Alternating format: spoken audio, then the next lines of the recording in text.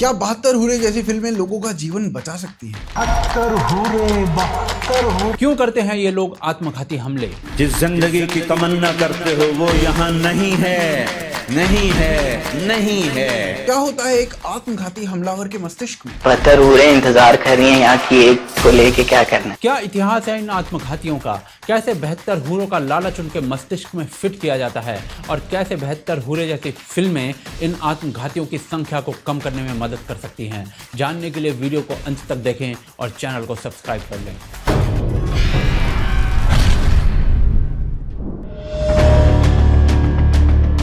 72 हूरे जैसी फिल्में आज देश और दुनिया के लिए क्यों हद से ज्यादा आवश्यक हैं? कैसे ये फिल्में अनेकों जीवन बचा सकती हैं? ये जानने से पहले फिल्म और उसमें दिखाए गए विषय के बारे में थोड़ा जान लेते हैं। ये फिल्म कोविड से पहले की बनी हुई है, पर थिएटर तक पहुंचने में इतने साल लग गए। 2019 में फिल्म को IFFI में दिखाया गया था और फिल्म को स्पेशल अवार्ड भी दिया गया था और इसके बाद बेस्ट डायरेक्टर का नेशनल अवार्ड भी संजय पूरन सिंह चौहान को मिल चुका है। फिल्म को सेंसर बोर्ड ने अप्रूवल दे दिया और फिल्म सिनेमाघरों में 7 जुलाई को दिखाई जाएगी, लेकिन फिल्म के ट्रेलर को क्लियरेंस नहीं दी गई। परंतु क्यों?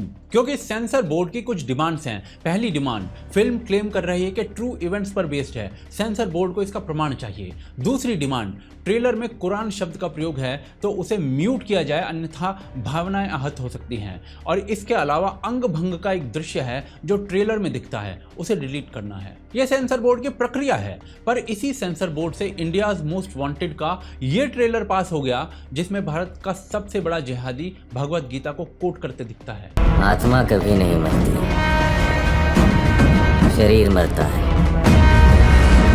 मैं लोगों को मार नहीं रहा, बस उनकी आत्मा को दूसरे शरीर में भेज रहा हूँ। ये मैं नहीं कह रहा, गीता में श्री कृष्ण ने कहा है। यदि ये जस्टिफाइड है तो 72 हूरे और इसमें एक रूहानी पुस्तक के नाम पर आपत्ति क्यों? ऐसा क्या है फिल्म में? तो जी फिल्म यानी आत्मघाती हमलों के बारे में है, जिसमें जन्नत और जन्नत में मिलने वाली हूरों का लालच देकर विशेष रिलीजन के लोगों से ये हमले करवाए जाते हैं। फिल्म में दिखाया जाता है कि मरने के बाद इन लोगों को 72 हूरे तो क्या, दफन होने के लिए जमीन भी नहीं मिल रही है। Film one of the most anticipated है IMDb के अनुसार और कॉन्ट्रोवर्सीज भी झेल रही है। डायरेक्टर कह रहे हैं कि इसे रिलीजन से जोड़ने की आवश्यकता नहीं है, पर लोग जोड़ रहे हैं। क्या इस सबका रिलीजन से लेना देना है? तो जी इस्लामिक स्क्रिप्चर्स में 13 बार डायरेक्ट इनडायरेक्ट हूरों का मेंशन आता है, जिसमें उन्हें डिस्क्राइब किया गया है कंपैशनेट, बड़ी बड़ी काली आंखों वाली कहते हुए, अनटच्ड कहते हुए, रूबी की तरह एलिगेंट कहते हुए, और ये केवल इस्लाम के मानने वालों को ही मिलेंगी। इसके अलावा हदीसों में भी हूर का मेंशन आता है। एक हदीस कहती है कि ये हूरें जहां जाएंगी वहां रोशनी हो जाए, जहां रुकें वहां सुगंध फैल जाए। हूरों के सर का केवल हिजाब पूरी दुनिया कुर्बान करने लायक है। पर कुछ एंजल्स के एग्जाम्पल बाइबल में भी मिलते हैं और स्वर्ग की अप्सरा के मेंशंस हिंदू पुराणों में भी मिलते हैं, जो किसी धर्म विशेष के लिए आरक्षित नहीं है। तो हूरें कैसे अलग हैं? फिल्म के क्लेम के अनुसार जन्नत और हूरों को पाने के लिए विशेष समाज के लोग आत्मघाती हो रहे हैं। क्या ये सत्य है? इसके लिए आत्मघाती हमलों का इतिहास देखना पड़ेगा, वो आगे देखते हैं। 72 हूरे फिल्म ये बताने का प्रयास करती है कि आत्मघाती आक्रमण करने वाले लोगों को जन्नत में वो कुछ भी नहीं मिलता जो उन्हें धरती पर प्रॉमिस किया जाता है। पर बड़ा प्रश्न यह है कि क्या ये आत्मघाती घटनाएं एक रिलीजियस फिनोमिनन है या नहीं, और अगर नहीं तो ये फिल्म मात्र एक मजहब को केंद्र बिंदु बना रही है। तो उसका उत्तर जानने के लिए हमें आत्मघाती घटनाओं के इतिहास और उसके पीछे के कारणों को जानना पड़ेगा। तो इसके लिए 21वीं शताब्दी से सीधा चलते हैं पहली शताब्दी में।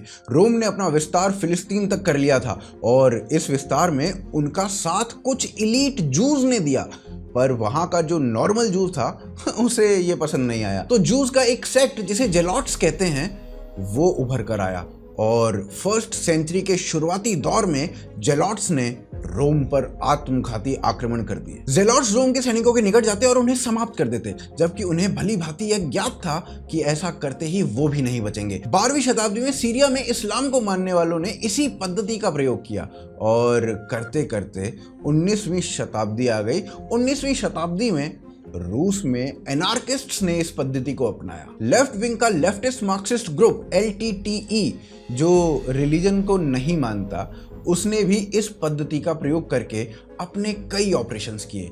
ये तो 20वीं शताब्दी में वर्ल्ड लीडर बन गए थे इस प्रकार के ऑपरेशंस में। इन्होंने तो भारतीय प्रधानमंत्री राजीव गांधी और श्रीलंका के प्रेसिडेंट राणा सिंह तक को नहीं छोड़ा था। फिर 1945 आया और जापान में ओकिनावा की लड़ाई शुरू हुई। यूएसए ने अपने शिप्स भेज दिए जापान से लड़ने के लिए। जापान ने 2000 कैमिजैक्स तैयार किए। उनके वायुयानों को विध्वंसक एलिमेंट से भर दिया गया और कैमिजैक्स ने सीधा जाकर बिना कुछ सोचे समझे अपने प्लेन्स यूएसए के शिप्स में दे मारे। इससे यूएसए सक पका कर रह गया। ये लड़ाई यूएसए के इतिहास में आज तक की सबसे महंगी लड़ाई बन गई।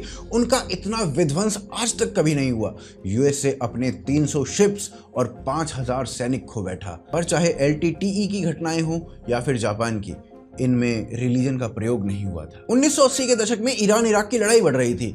यूएसए इराक के साथ खड़ा था तो ईरान ने इस पद्धति का प्रयोग किया उनसे लड़ने के लिए। और आज के समय में जो आत्मघाती आक्रमण आप देखते हैं उसका पहला एग्जाम्पल ईरान ने दिया 1981 में, जब उन्होंने बेरूत में यूएसए की एम्बेसी को उड़ा दिया।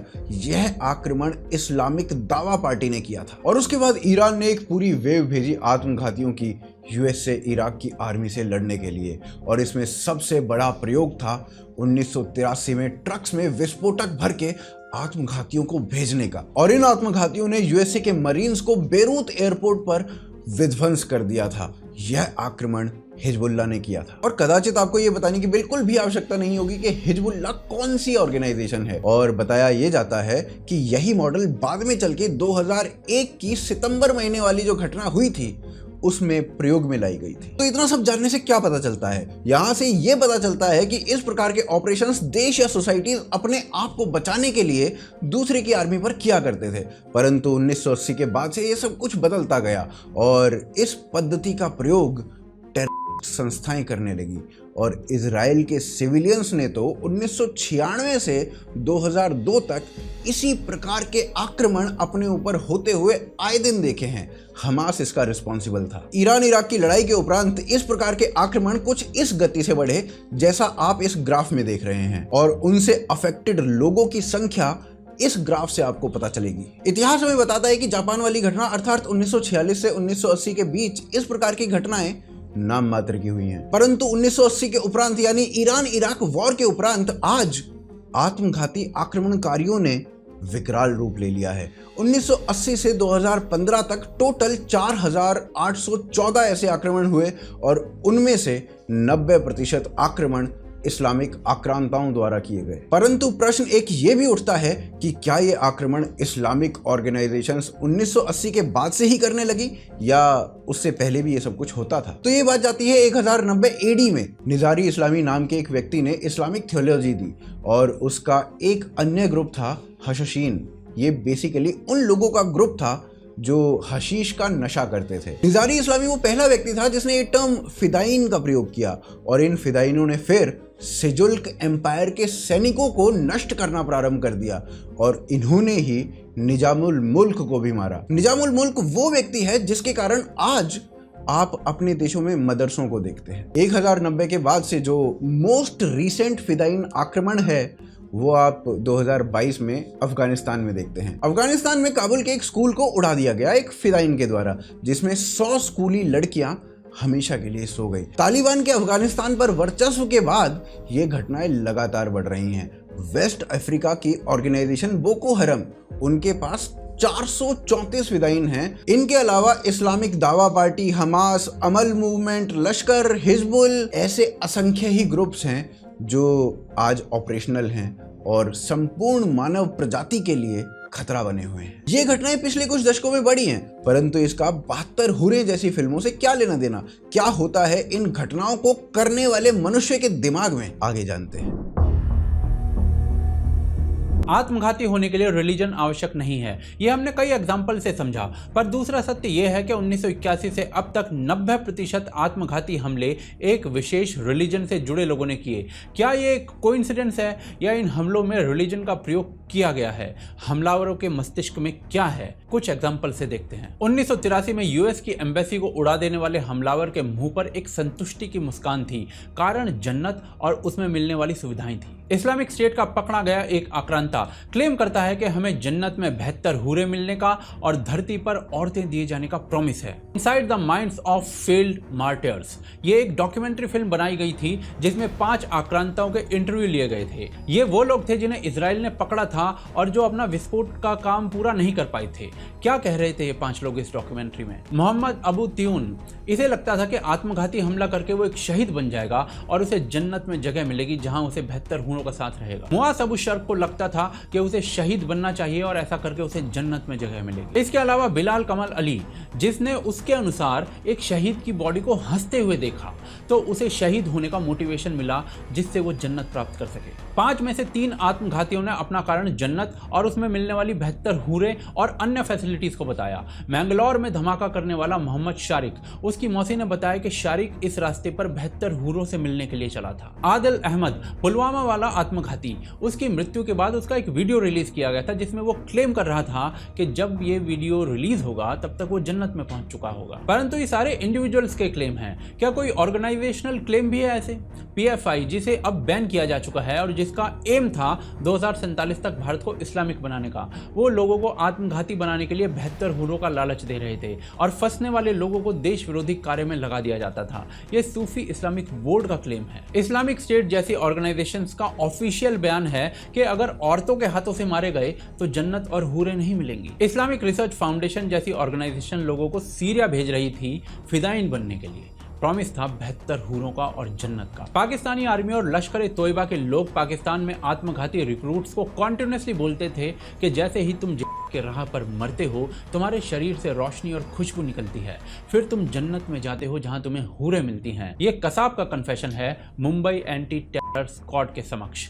सेम डायलॉग राम गोपाल वर्मा की फिल्म में भी मिलता है। इसके अलावा भी अनेकों आत्मघातियों और कितनी ही ऑर्गेनाइजेशन से क्लेम कर चुकी हैं। यहाँ से ये बात क्लियर है कि जन्नत और हूरें एक बहुत बड़ा मोटिवेशन होता है आत्मघाती बनने के लिए। और यदि ऐसे में रिलीजन के बड़े बड़े क्लेरिक्स आत्मघाती हमलों को ही जस्टिफाई करने लगे तो इस कार्य पर स्टैंप लग जाती है। He says that if under normal circumstances it's haram, but if the situation demands, like in Palestine, every day they are being killed and thousands are being killed throughout the year, so it is rather that they have to fight in self-defense, and if they know that they use an attack in which the chances of dying are there, and if they really cause a damage to the opponent, as a last resort with guidance from a scholar who has not that one individual person gets up in the night and says, okay fine, I'll go out.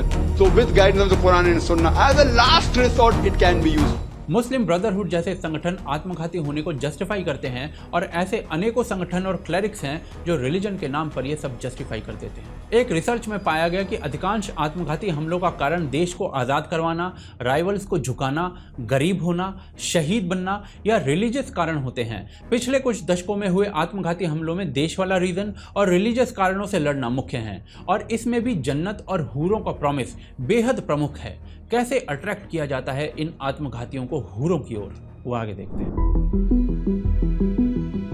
In general आप Islamic scholar से पूछिए तो वो एक line बोलते हैं, real life starts in the after life. यदि Islamic scriptures को देखें तो उनमें 2 लाइफ्स के बारे में लिखा होता है, एक द नियरर लाइफ यानी जो हम पृथ्वी पर जी रहे हैं, दूसरा द आफ्टर लाइफ। और बहुत से क्लेरिक्स के अनुसार असली जीवन आफ्टर लाइफ ही है। दुनिया से अपना दिल न लगाओ, इस दुनिया से उतना दिल लगाओ जितना तुम्हारी जरूरत पूरी हो सके, बस बकिया तैयारी किसके लिए करो, उस जन्नत को हासिल कर। फिर फॉलोअर्स के माइंड में भरा जाता है कि तुझे जीना नहीं है। तो सबसे बड़ी गलती मुसलमान ये कर रहे हैं, अल्लाह ने मुसलमान को दुनिया में मरने के लिए भेजा, ये जीने की कोशिश कर रहे हैं। जो मुसलमान दुनिया में जीने की कोशिश करेगा अल्लाह से मार देंगे। और ये जो वीडियो में जिस क्लेरिक को आपने देखा वो कोई नॉर्मल मौलवी नहीं था, वो पाकिस्तान का पूर्व क्रिकेटर सईद अनवर था। तो बचपन से ही ये बात उस व्यक्ति के मस्तिष्क में घर कर जाती है जो इस्लाम को मानता है। फिर ये क्लेरिक्स पिक्चर में आते हैं और रिलीजियस प्लेसेस या अन्य प्लेटफॉर्म से बताया जाता है कि आफ्टर लाइफ कैसी होगी और माइंड में जन्नत का एक चित्र बनवाया जाता है। तो अल्लाह के रसूल सल्लल्लाहु अलैहि वसल्लम फरमाते हैं कि कम दर्जे की हूरें जो होंगी उनकी आंखें गिलाफी होंगी और उसका जिस्म कैसा होगा। अल्लाह के नबी फरमाते हैं कि उन कपड़ों में से उन हूरों की पिडलियों का गूदा तक तुम्हें नजर आए। अब सामने बैठे लोग लड़की को या हूर को इमेजिन कर चुके हैं, अब उसे उसकी बीवी या गर्लफ्रेंड याद दिलाई जाती है। तुम यहाँ मैली कुचैली बीवियों को पाकर अल्लाह को भूल जाते हो और सड़ी गली औरतों के ऊपर दिल फेंकते हो ना कि तुम आशिक हो गए। सामने बैठा व्यक्ति कंपैरिजन करता है हूर में और अपनी पत्नी में, फिर उसके बाद अंदर से उत्तेजनाओं को जगाया जाता है। हसीन और खूबसूरत हूरें मिलेंगी क्या सिर्फ चूमने और बगलों में बिठाने के लिए मिलेंगी? नहीं, आप उनसे हम बिस्तरी भी करेंगे, मजे लेंगे, यहाँ से कहीं ज्यादा लज्जत वहाँ हासिल होगी। यहाँ प्रयास चीजों को जनरलाइज करने का नहीं है, परंतु जब रिलीजन से जोड़कर ये सब कहा जाए, वो भी अनेकों क्लेरिक्स के द्वारा, तो इसका प्रभाव हो सकता है और बड़े रूप में हो सकता है। आप स्वयं भी सोचिए इसे। ऐसा मात्र ये एक क्लेरिक नहीं कह रहा है, भरे बड़े हैं। तारिक जमील बताते हैं कि हूर अपने हाथों से तुम्हें शराब पिलाएगी, यानी जो चीज पृथ्वी पर बैन है वो जन्नत में मिलेगी, और जो शराब पिलाएगी वो कैसी होगी? वो हाथ कैसे हैं जिसमें जाम होगा, अगर उसकी उंगली का ये पोरा सूरज को दिखाएं तो सूरज नजर नहीं आएगा। जन्नत की लड़की सूरज को उंगली दिखा दे, सिर्फ फिंगर टिप दिखा दे तो सूरज नजर नहीं आएगा, क्योंकि जन्नत की हूर और जन्नत का जो साइज है 130 फुट है। जन्नत में अय्याशी है, 72 हूरे मर्दों को मिलेंगी, ये तो अय्याशी है, शराब और ये। तो भाई हम कब कह रहे हैं कि अय्याशी नहीं है? जन्नत तो चीज ही क्या है, अय्याशी की तो जगह है वो। और इस सब का प्रभाव एक आम मानव पर कैसा होता है? क्या नाम है तुम्हारा? मोहम्मद साजिद।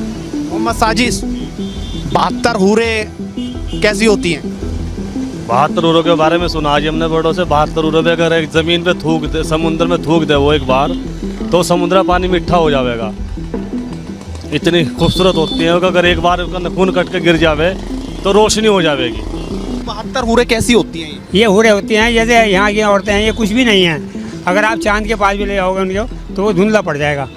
इतनी ये बताया गया, इतनी सुंदर बताओ। जब इसका प्रभाव एक आम इंसान पर इतना है तो सोचिए उस व्यक्ति पर कितना होगा जो आत्मघाती बन जाता है।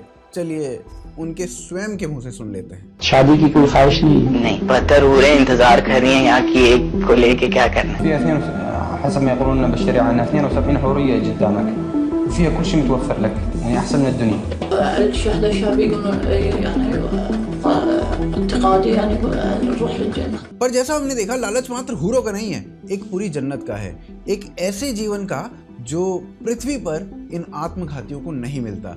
सच्चर कमीशन के अनुसार भारत का मुसलमान बहुत गरीब है। पाकिस्तान, बांग्लादेश में भी गरीबी का अनुमान आप स्वयं लगा सकते हैं, और 25 से 30 हजार रुपए के लिए बहुत सारे लोग ऐसे हैं जो फटने के लिए तैयार हो जाते हैं। बहुत होते हैं, 25 हजार। और इतने गरीब व्यक्ति को यदि ये बताया जाए तो सबसे छोटा जन्नती 80,000 नौकरों का मालिक है। आरिफ जमाल पाकिस्तानी ऑथर हैं।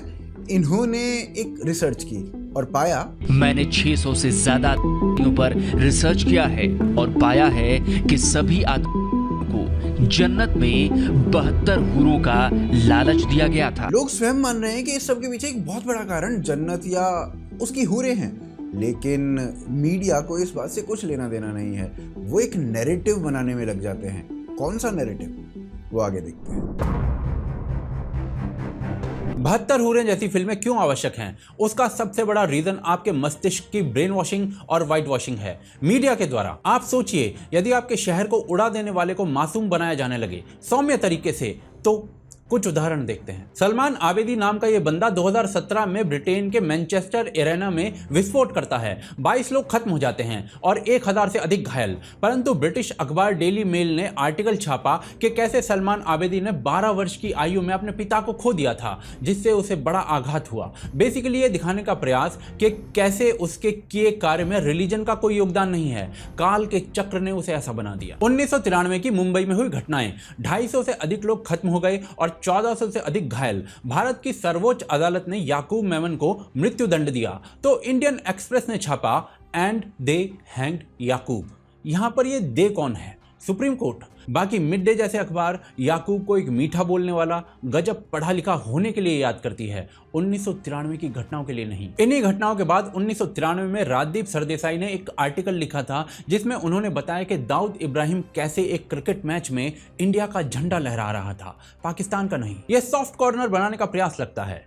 अजमल कसाब 26 नवंबर 2008 की घटनाओं को धरातल पर उतारने वाला। मीडिया के अनुसार वो क्राइम की दुनिया में गरीबी के कारण आया, क्योंकि उसके पिता के पास उसे कपड़े दिलाने तक के भी पैसे नहीं थे।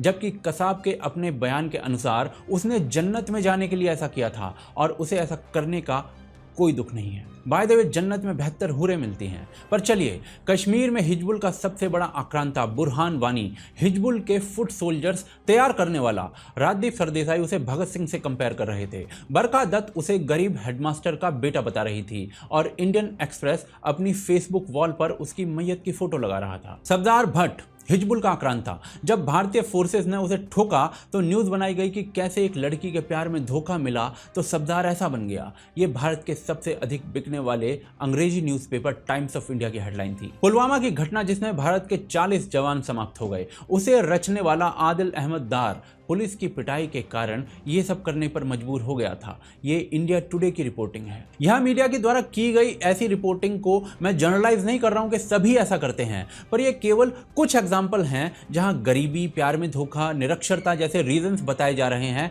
इन घटनाओं के पीछे ऐसे सैकड़ों और उदाहरण हैं और ऐसा किया जाता है एक नैरेटिव को बेचने के लिए, नैरेटिव जिसके अनुसार आतंक का कोई धर्म नहीं होता। जो आतंकवादी है या जो उग्रवादी है उसका तो कोई धर्म नहीं होता, न वो हिंदू होता है न मुसलमान होता है। Terrorism is terrorism, it has no religion. जो आतंकवादी लोग होते हैं उनकी ना कोई जाति होती है ना कोई धर्म होता है। यदि रिलीजन कारण नहीं है तो भाई कोई तो कारण होगा ही। तो गरीबी, प्यार में धोखा जैसे कारण दे दिए जाते हैं और आम आदमी के मस्तिष्क में सॉफ्ट कॉर्नर पैदा होता है इन चीजों से। पर केवल मीडिया ऐसा नहीं करती। राम गोपाल वर्मा ने ताज होटल में हुई घटनाओं पर फिल्म बनाई थी। उसमें कसाब को भारतीय पुलिस ये शिक्षा दे रही थी, इस्लाम की नींव ही इंसानियत पे है, इसका तुझे इल्म ही नहीं क्योंकि तू जाहिल है। जबकि कसाब के स्वयं के क्लेम्स उसका रिलीजियस मोटिव बताते हैं। पर बॉलीवुड के सबसे बड़े सुपरस्टार्स भी पब्लिक में यही मैसेज देते हैं कि इन घटनाओं का रिलीजन से कोई लेना देना नहीं है। जो टेररिज्म है वो इस्लामिक नेचर में है तो मैं उसको डिनाई करता हूं, लेकिन अब मुझे एक समझ आ गई है कि ये जो टेररिस्ट जो इस्लाम फॉलो कर रहे हैं वो हमारा इस्लाम है ही नहीं। जो लोग आतंकवाद करते हैं उनका मजहब से कोई लेना देना नहीं होता, ये मेरा मानना है। चाहे वो कितना भी कहे कि हम मजहब के लिए कर रहे हैं, उनका मजहब से कोई लेना। फिल्मों में भारतीय सेना द्वारा दी जा रही प्रताड़ना भी इन लोगों द्वारा ऐसी घटनाओं का कारण बताया जाता है। मेरे घर में 15 AK-47 है और भारतीय सेना द्वारा फेक केसेस बनाना भी। देखना, एक दिन मेरा नाम भी किसी आतंकवादी संगठन के साथ जोड़ देंगे। बॉलीवुड के बड़े बड़े सुपरस्टार्स पाकिस्तान को कई घटनाओं में क्लीन चिट देते दिखते हैं।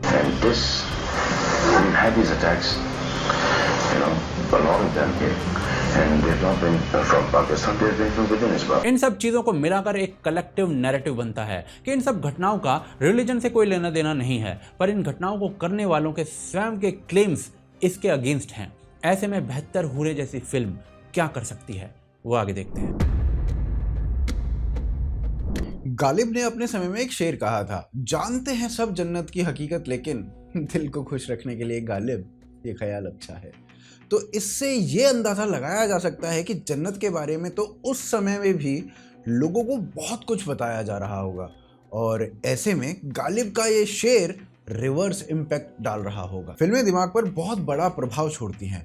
आपको आपका पढ़ा हुआ मात्र 10% याद रहता है और फिल्म में देखा हुआ 50%, जिसका प्राइम एग्जाम्पल है कमल हसन रति अग्निहोत्री की एक फिल्म एक दूजे के लिए। फिल्म में लड़का लड़की प्यार में होते हैं, दोनों शादी करना चाहते हैं, पर दोनों की फैमिलीज विरोध करती हैं और इस विरोध के कारण दोनों पहाड़ी से कूद जाते हैं, जिसका इम्पैक्ट उस समय यह हुआ कि ना जाने कितने ही कपल्स ऐसा करने लगे। दूसरी फिल्म जो अभी रिसेंटली रिलीज हुई, द केरला स्टोरी, उसे देखने के बाद ऐसे कई केसेस देखने को मिले जिसमें हिंदू लड़की ने एक विशेष मजहब के मित्र के साथ मित्रता तोड़ दी, दूसरी लड़की ने अपनी मजहबी बॉयफ्रेंड पर केस कर दिया। तारे ज़मीं पर ने एक दूसरा दृष्टिकोण दिया डिसलेक्सिक बच्चों की ओर और एक दूसरा दृष्टिकोण दिया पेरेंटिंग की ओर, और इसका एक बड़ा इम्पैक्ट सोसाइटी पर आज भी देखा जा सकता है। रंग दे बसंती का एक बहुत बड़ा इम्पैक्ट था और इसके ऊपर एक डॉक्यूमेंट्री भी बनाई गई कि यूथ पर इस फिल्म का क्या प्रभाव पड़ा। ऐसे में 72 हूरें फिल्म एक ऐसे मुद्दे पर बन रही है जिसके कारण